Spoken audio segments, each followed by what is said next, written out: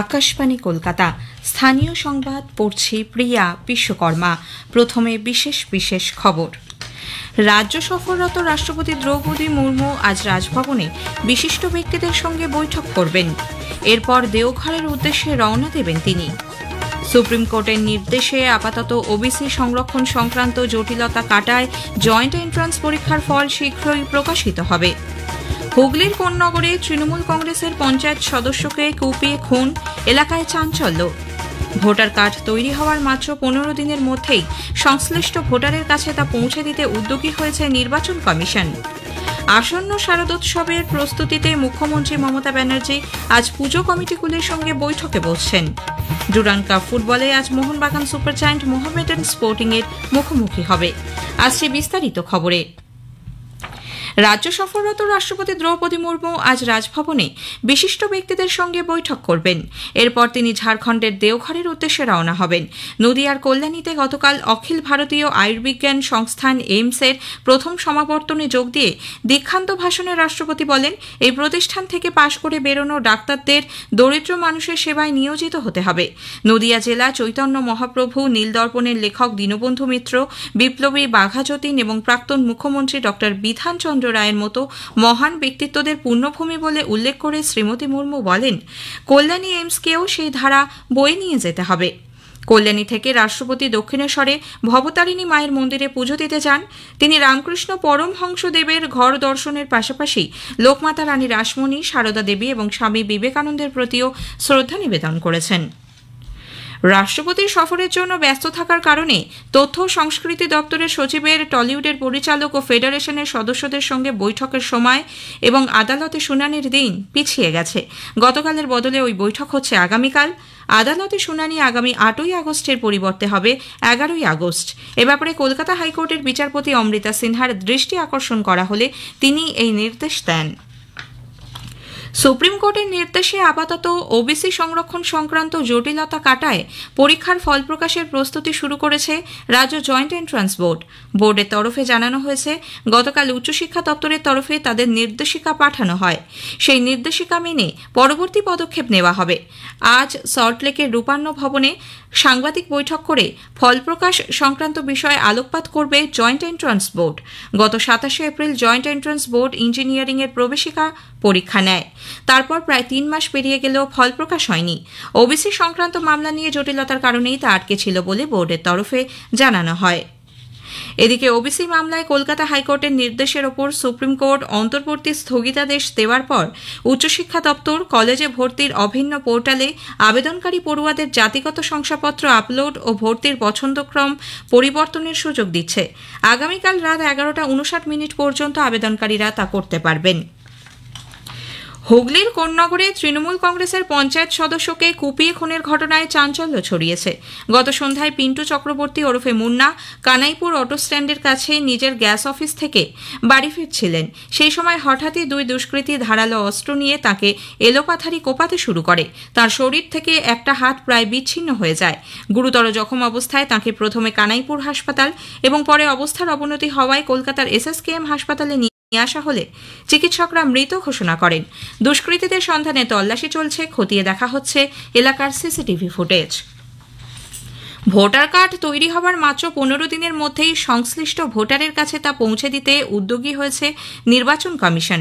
রাজ্যের মুখ্য নির্বাচনী আধিকারিকের দপ্তরে গতকাল ডাক ও তার বিভাগের আধিকারিক এবং সরস্বতী প্রেসের প্রতিনিধিদের উপস্থিতিতে এক গুরুত্বপূর্ণ বৈঠকে এই সিদ্ধান্ত হয়েছে।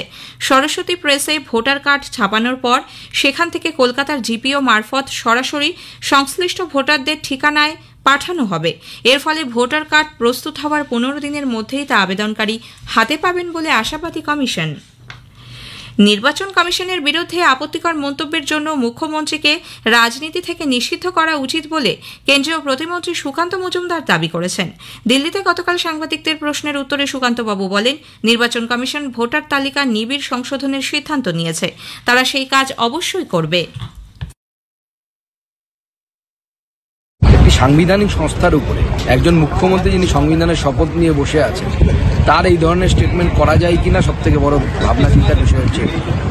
এসআইআর যে নির্বাচন কমিশন তারা ঠিক করেছেন তারা করবে। কড়া পদক্ষেপ নির্বাচন কমিশনের তরফ থেকে তৃণমূল কংগ্রেসের বিরুদ্ধে হওয়া প্রয়োজন এবং মমতা বন্দ্যোপাধ্যায়ের বিরুদ্ধে হওয়া প্রয়োজন এবং মমতা বন্দ্যোপাধ্যায়কে রাজনীতি থেকে ডিবার করা উচিত সাংবিধানিক সংস্থার উপরে এই ধরনের মন্তব্য করা। এদিকে ভোটার তালিকায় বিশেষ নিবিড় সংশোধন কর্মসূচি এসআইআরকে কটাক্ষ করেছেন তৃণমূল কংগ্রেসের সর্বভারতীয় সাধারণ সম্পাদক অভিষেক বন্দ্যোপাধ্যায়। নতুন দিল্লিতে সংসদ ভবন চত্বরে সাংবাদিকদের তিনি বলেন, এটি আসলে অদৃশ্য রিগিং যা বিজেপির পক্ষ নিয়ে নির্বাচন কমিশন চালাচ্ছে। ইলেকশন কমিশন মদত দিচ্ছে, সাইলেন্টলি ইনভিজিবল রিগিং বিজেপির পক্ষে ইলেকশন কমিশন করছে। কিন্তু মানুষ ভোটাধিকার প্রয়োগ করবে, এর জন্য যদি দিল্লিতে বৃহত্তর আন্দোলন সমষ্টিগতভাবে সবাইকে করতে হয়, আমরা তা অর্গানাইজ করব, মানুষকে সঙ্গে নিয়ে নামবো। কিন্তু একটা মানুষেরও যদি ভোটাধিকার বিজেপি ভাবে যে এসআইআর এর মাধ্যমে আমরা কেড়ে নেবো, আমরা তা হতে দেবো না। বিহার আর পশ্চিমবঙ্গের মধ্যে এটাই পার্থক্য। উল্লেখ্য, এসআইআর এর বিরুদ্ধে গতকালও সংসদ ভবন চত্বরে বিক্ষোভ দেখান তৃণমূল কংগ্রেস সাংসদরা। দিল্লিতে মালদার চাঁচলের পরিযায়ী শ্রমিকের পরিবারকে হেনস্থার অভিযোগ দিল্লি পুলিশ খারিজ করে দেওয়ার পর গতকাল ওই পরিবারের সদস্যদের নিয়ে সাংবাদিক সম্মেলন করে তৃণমূল কংগ্রেস। পরিবারের সদস্য সাজিনুর পারভিন সেখানে জানান, নির্যাতনের জেরে তারা কোনো রকমে দিল্লি থেকে পালিয়ে এসেছেন। যদিও এই ঘটনাকে সম্পূর্ণ ভুয়ো বলে দাবি করেছেন বিরোধী দলনেতা শুভেন্দু অধিকারী। হুগলির পুরসুরায় গতকাল কন্যা সুরক্ষা যাত্রায় অংশ নিয়ে বিরোধী দলনেতা বলেন, বাংলাদেশি ও রোহিঙ্গাদের রক্ষা করার চেষ্টা করছে মমতা ব্যানার্জির সরকার। প্রত্যেকটা কেস ফলস। মমতা ব্যানার্জি যারা পশ্চিমবঙ্গের বাইরে থাকেন তাদের মধ্যে একটা প্যানিক করে দিয়েছেন। মমতা ব্যানার্জি কমপ্লিটলি বাংলাদেশি মুসলমান আর রোহিঙ্গাদের বাঁচানোর কাজ করছে। এর সঙ্গে ভারতীয়, বাঙালি বা অন্য কারোর কোনো সম্পর্ক নেই। এদিকে বিজেপি শাসিত রাজ্যগুলিতে বাংলাভাষী মানুষদের হেনস্থা ও নিগ্রহের অভিযোগে আজ কলকাতায় প্রতিবাদ মিছিল করবে প্রদেশ কংগ্রেস। স্থানীয় সংবাদ শুনছেন আকাশবাণী কলকাতা কেন্দ্র থেকে। আসন্ন শারদোৎসবের প্রস্তুতিতে মুখ্যমন্ত্রী মমতা ব্যানার্জি আজ পুজো কমিটিগুলির সঙ্গে বৈঠকে বসছেন।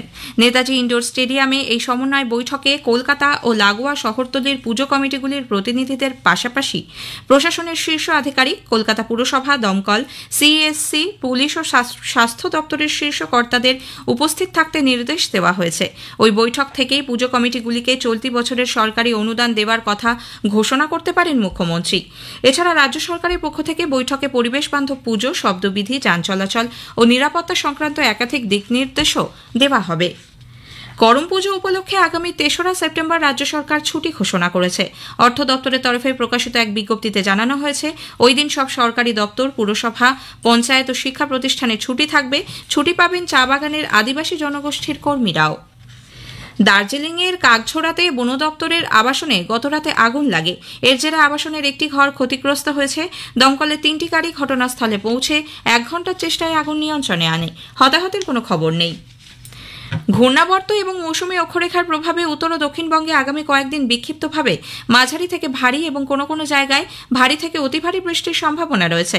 আগামী শনিবার থেকে উত্তরবঙ্গে বৃষ্টির পরিমাণ বাড়বে বলেও জানিয়েছেন আবহাওয়া দপ্তরের পূর্বাঞ্চলীয় প্রধান ডক্টর সোমনাথ দত্ত। এদিকে পশ্চিম মেদিনীপুরের ঘাটালে সাম্প্রতিক বন্যা পরিস্থিতি নিয়ে গতকাল উচ্চ পর্যায়ের প্রশাসনিক বৈঠক অনুষ্ঠিত হয়। ঘাটালের সাংসদ দীপক অধিকারী, জেলা শাসক, জেলা পুলিশ সুপার সহ অন্যান্য আধিকারিকরা সেখানে উপস্থিত ছিলেন। পরে সাংবাদিকদের সাংসদ বলেন, ঘাটাল মাস্টার প্ল্যানের জন্য রাজ্য সরকার নতুন নকশা গ্রহণ করেছে। সেই অনুসারে আগের থেকে 40% কম জমি লাগবে বলে তিনি জানান। একটানা বৃষ্টি ও জল জমার কারণে দক্ষিণবঙ্গের একাধিক জেলায় গত 2 মাসে ডেঙ্গু সংক্রমণ উদ্বেগজনক হারে বেড়েছে। স্বাস্থ্য দপ্তর সূত্রে জানা গেছে, এই সময় শুধু দক্ষিণবঙ্গেই 2500-এর বেশি ডেঙ্গু আক্রান্তের হদিশ মিলেছে। উত্তরবঙ্গের মালদা জেলাতেও ডেঙ্গুর প্রকোপ ঊর্ধ্বমুখী। মোহনবাগান সুপার জায়ান্ট আজ ডুরান্ড কাপ ফুটবল অভিযান শুরু করবে। গ্রুপ বির ম্যাচে মোহনবাগান মোহামেডান স্পোর্টিং এর মুখোমুখি হবে। যুব ভারতী ক্রীড়াঙ্গনে খেলা শুরু হবে সন্ধ্যে 7টায়। মোহামেডান স্পোর্টিং তাদের প্রথম ম্যাচে ডায়মন্ড হারবার এফসির কাছে 1-2 গোলে পরাজিত হয়েছে। শেষ করার আগে স্থানীয় সংবাদের বিশেষ কিছু অংশ আরও একবার। রাজ্য সফররত রাষ্ট্রপতি দ্রৌপদী মুর্মু আজ রাজভবনে বিশিষ্ট ব্যক্তিদের সঙ্গে বৈঠক করবেন। এরপর দেওঘরের উদ্দেশ্যে রওনা দেবেন তিনি। সুপ্রিম কোর্টের নির্দেশে আপাতত ওবিসি সংরক্ষণ সংক্রান্ত জটিলতা কাটায় জয়েন্ট এন্ট্রান্স পরীক্ষার ফল শীঘ্রই প্রকাশিত হবে। স্থানীয় সংবাদ শেষ হল। আকাশবাণী খবর পড়ছি শুভ্রা চক্রবর্তী। প্রথমে বিশেষ খবর। কেন্দ্রীয় স্বরাষ্ট্রমন্ত্রী অমিত শাহ বলেছেন, নরেন্দ্র মোদী সরকারের অধীনে জম্মু কাশ্মীর সন্ত্রাসবাদ মুক্ত হবে। রাজ্যসভায় অপারেশন সিন্দুর বিতর্কে কেন্দ্রীয় মন্ত্রী জেপি নাড্ডার ব্যাখ্যার প্রশংসা করে প্রধানমন্ত্রী বলেছেন, সরকার পূর্ণ দৃঢ়তার সঙ্গে পেহেলগাঁও সন্ত্রাসবাদী হামলার প্রতিক্রিয়া জানিয়েছে। লোকসভা মণিপুরে রাষ্ট্রপতি শাসনের মেয়াদ আরও 6 মাস বাড়ানোর প্রস্তাবে অনুমোদন দিয়েছে। রাষ্ট্রপতি দ্রৌপদী মুর্মু আজ পশ্চিমবঙ্গে রাজভবনে বিশিষ্ট ব্যক্তিদের সঙ্গে সাক্ষাৎ করবেন। এরপর তিনি ঝাড়খণ্ডের দেওঘরের উদ্দেশ্যে রওনা দেবেন। উত্তর প্রশান্ত মহাসাগরীয় এলাকায় সুনামির সতর্কতা শিথিল করা হয়েছে। ভারত ও ইংল্যান্ডের মধ্যে অ্যান্ডারসন তেন্ডুলকর ট্রফির পঞ্চম তথা শেষ টেস্ট ম্যাচ আজ ওভালে শুরু হচ্ছে। আসছে বিস্তারিত খবরে। স্বরাষ্ট্রমন্ত্রী অমিত শাহ বলেছেন, নরেন্দ্র মোদী সরকারের আমলে জম্মু কাশ্মীর সন্ত্রাসবাদ মুক্ত হবে। গতকাল রাজ্যসভায় ভারতের সফল ও দৃঢ় পদক্ষেপ হিসেবে অপারেশন সিন্দুর নিয়ে আলোচনার সময় তিনি বলেন, সন্ত্রাসবাদীদের বিরুদ্ধে কঠোর পদক্ষেপ নেওয়া হবে এবং জঙ্গিদের মূল ঘাঁটিগুলি ধ্বংস করে দেওয়া হবে। ये पूछ रहे हैं किसके कहने पर समाधान हुआ, किसी के कहने पर समाधान नहीं हुआ। पाकिस्तान घुटनों के बल हमारे डीजीएमओ को फोन किया कि भाई बंद करो। पहले से हमारा मकसद युद्ध का नहीं था, न पाकिस्तान के अवाम को हम नुकसान करना चाहते थे। मोदी जी ने तुरंत कहा कि अगर पाकिस्तान रोकता है तो रोक लीजिए। স্বরাষ্ট্রমন্ত্রী সশস্ত্র নিরাপত্তা বাহিনীর সফল অপারেশন মহাদেবের প্রশংসা করেন, যাতে পেহেলগাঁওয়ে হামলাকারীদের নিকেশ করা হয়েছিল। অপারেশন সিন্দুর চলাকালীন পাকিস্তানের প্রত্যাঘাতের ক্ষমতা ভারত ধ্বংস করে দিয়েছে এবং তাকে নতজানু হতে বাধ্য করেছে বলেও জানান তিনি। রাজ্যসভায় অপারেশন সিন্দুর সংক্রান্ত বিতর্কে কেন্দ্রীয় মন্ত্রী জেপি নাড্ডার ব্যাখ্যার প্রশংসা করে প্রধানমন্ত্রী বলেছেন, সরকার পূর্ণ দৃঢ়তার সঙ্গে পেহেলগাঁও সন্ত্রাসবাদী হামলার প্রতিক্রিয়া জানিয়েছে। এর আগে রাজ্যসভায় অপারেশন সিন্দুর প্রসঙ্গে বিতর্কে ভাষণ দেওয়ার সময় সাংসদ জেপি নাড্ডা পূর্ববর্তী সরকার ও বর্তমান সরকারের মধ্যে তুলনা টেনে সন্ত্রাসবাদের মোকাবিলায় ভারতের রাজনৈতিক ইচ্ছাশক্তির জোরালো রূপান্তরের কথা তুলে ধরেন। क्या हुआ 2008 में इंडिया और Pakistan agreed on A set of specific Kashmir specific confidence building measures. हम कॉन्फिडेंस बिल्डिंग मेजर्स पर चले रहे, वो हमारे को गोलियों से भूनते रहे और हम बिरयानी खिलाने चले रहे। শ্রী নাড্ডা বলেন, অপারেশন সিন্দুর পরিকল্পনা মাফিক নির্ভুলভাবে সম্পন্ন হয়েছিল।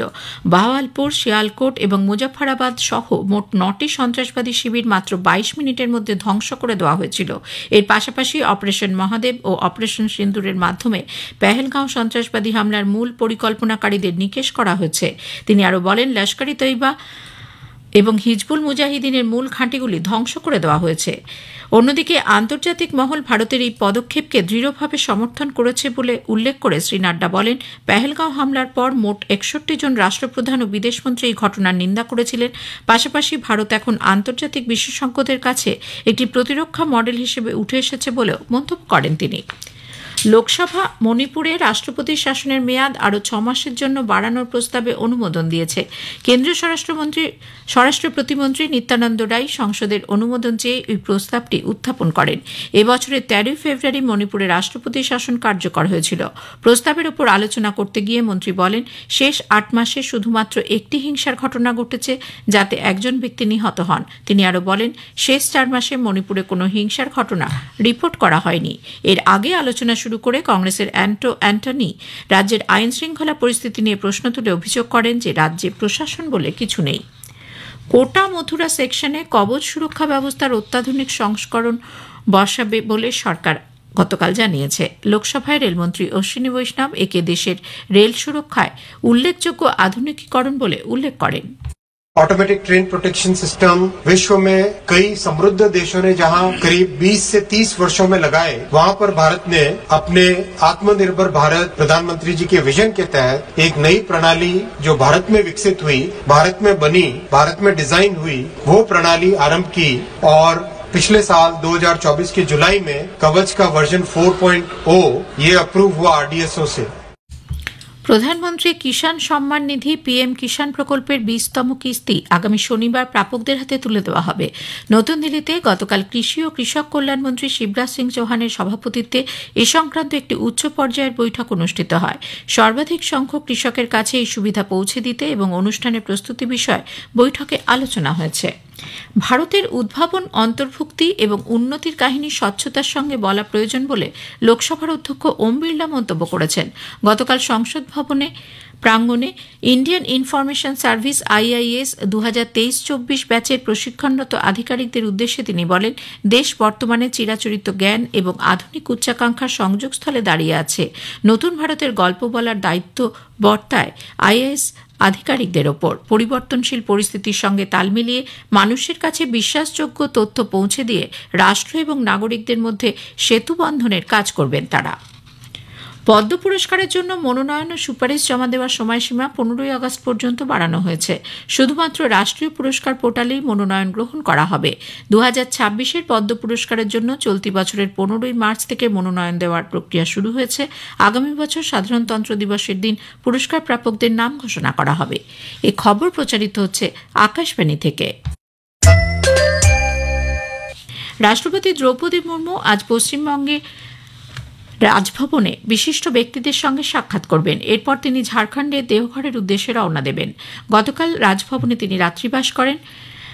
গতকাল নদিয়ার কল্যাণীতে এইমসের প্রথম সমাবর্তনে যোগ দেন তিনি। দীক্ষান্ত ভাষণে রাষ্ট্রপতি বলেন, এই প্রতিষ্ঠান থেকে পাশ করে বেরোনো ডাক্তারদের দরিদ্র মানুষের সেবায় নিয়োজিত হতে হবে। নদিয়া জেলা চৈতন্য মহাপ্রভু, নীলদর্পণের লেখক দীনবন্ধু মিত্র, বিপ্লবী বাঘাযতীন এবং প্রাক্তন মুখ্যমন্ত্রী ডক্টর বিধানচন্দ্র রায়ের মতো মহান ব্যক্তিত্বদের পুণ্যভূমি বলে উল্লেখ করে শ্রীমতী মুর্মু বলেন, কল্যাণী এইমসকেও এই ধারা বয়ে নিয়ে যেতে হবে। টিকাকরণের দিক থেকে ভারত উল্লেখযোগ্য অগ্রগতি করেছে বলেও রাষ্ট্রপতি মন্তব্য করেন। তিনি প্রধান অতিথি হিসেবে 48 জন MBBS স্নাতক এবং 9 জন স্নাতকোত্তর সার্টিফিকেট কোর্সের প্রশিক্ষকদের হাতে ডিগ্রি তুলে দেন। কল্যাণী থেকে রাষ্ট্রপতি দক্ষিণেশ্বরে ভবতারিণী মায়ের মন্দিরে পুজো দিতে যান। ভারতীয় মহাকাশ গবেষণা সংস্থা ইসরো গত সন্ধ্যায় NASA ISRO synthetic aperture radar নিসারের সফল উৎক্ষেপণ করেছে। ইসরো সামাজিক মাধ্যম এক্স হ্যান্ডেলে জানিয়েছে, অন্ধ্রপ্রদেশের শ্রীহরিকোটা সতীশ ধাওয়ান মহাকাশ কেন্দ্র থেকে GSLV F-16 রকেটের সাহায্যে এই উৎক্ষেপণ হয়েছে। এই অভিযানের মধ্য দিয়েই প্রথমবার সূর্যের সিক্রোনাস পোলার অরবিটে স্যাটেলাইট প্রতিস্থাপন করার জন্য GSLV রকেট ব্যবহার করা হচ্ছে। কেন্দ্রীয় বিজ্ঞান ও প্রযুক্তিমন্ত্রী ডক্টর জিতেন্দ্র সিং নিসারের সফল উৎক্ষেপণের জন্য সকলকে অভিনন্দন জানিয়েছেন। এই উৎক্ষেপণকে একটি গেম চেঞ্জার হিসেবে বর্ণনা করে তিনি বলেন যে নিসার শুধুমাত্র বন্যা, ঘূর্ণিঝড় ইত্যাদির মতো দুর্যোগের সঠিক ব্যবস্থাপনায় সাহায্য করবে না, বরং এটি কুয়াশা, ঘন মেঘ এবং বরফের আস্তরণ ভেদ করে ছবি তুলতে পারবে। নিসার থেকে প্রাপ্ত তথ্য সমগ্র বিশ্ব সম্প্রদায়ের উপকারে আসবে। ব্যাংকিং ক্ষেত্রে স্বচ্ছ পরিচালনার উপর গুরুত্ব দিয়ে আমানতকারী এবং বিনিয়োগকারীদের স্বার্থ সুরক্ষিত রাখতে আনা ব্যাংকিং নিয়ম সংশোধনী আইন 2025 আগামীকাল থেকে বলবৎ হচ্ছে। অর্থমন্ত্রক এবছরের 15 এপ্রিল এ বিষয়ে বিজ্ঞপ্তি জারি করেছিল।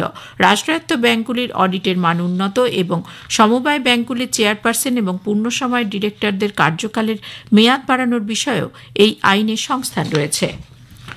উত্তর প্রশান্ত মহাসাগরীয় এলাকায় সুনামির সতর্কতা শিথিল করা হয়েছে। প্রসঙ্গত, পূর্ব রাশীয় উপকূলে কামচাটকা উপদ্বীপের কাছে গতকালের তীব্র ভূমিকম্পের পর প্রাথমিকভাবে জাপান, রাশিয়া এবং হাওয়াইয়ে সুনামির সতর্কতা জারি করা হয়েছিল। সেই সতর্কতাই এখন শিথিল করা হয়েছে। এখনও পর্যন্ত বড়সড় কোনো ক্ষয়ক্ষতি বা হতাহতের খবর পাওয়া যায়নি। তবে প্রশান্ত মহাসাগরীয় উপকূলের বেশিরভাগ অংশে চিলি সুনামি সতর্কতাকে আরও তীব্র করেছে। নাইজেরিয়ার আদামাওয়ে ইয়োলা এলাকায় হরপাবানে অন্তত 23 জনের মৃত্যু হয়েছে, 11 জন নিখোঁজ। গত রবিবার থেকে বন্যা কবলিত ওই অঞ্চলে 5000-এরও বেশি মানুষ বাস্তুচ্যুত। অ্যান্ডারসন টেন্ডুলকার ক্রিকেট ট্রফির শেষ তথা নির্ণায়ক ম্যাচে আজ লন্ডনের ওভালে ভারত ও ইংল্যান্ড মুখোমুখি হতে চলেছে। 5 ম্যাচের এই টেস্ট সিরিজে সমতা আনার লক্ষ্যে মাঠে নামবে ভারত। ম্যাচ শুরু হবে ভারতীয় সময় বিকেল 3:30 শেষ করার আগে খবরের বিশেষ অংশ আরও একবার। কেন্দ্রীয় স্বরাষ্ট্রমন্ত্রী অমিত শাহ বলেছেন, নরেন্দ্র মোদী সরকারের অধীনে জম্মু কাশ্মীর সন্ত্রাসবাদ মুক্ত হবে। লোকসভা মণিপুরে রাষ্ট্রপতি শাসনের মেয়াদ আরও 6 মাস বাড়ানোর প্রস্তাবে অনুমোদন দিয়েছে। খবর পড়া এখনকার মতো শেষ হল।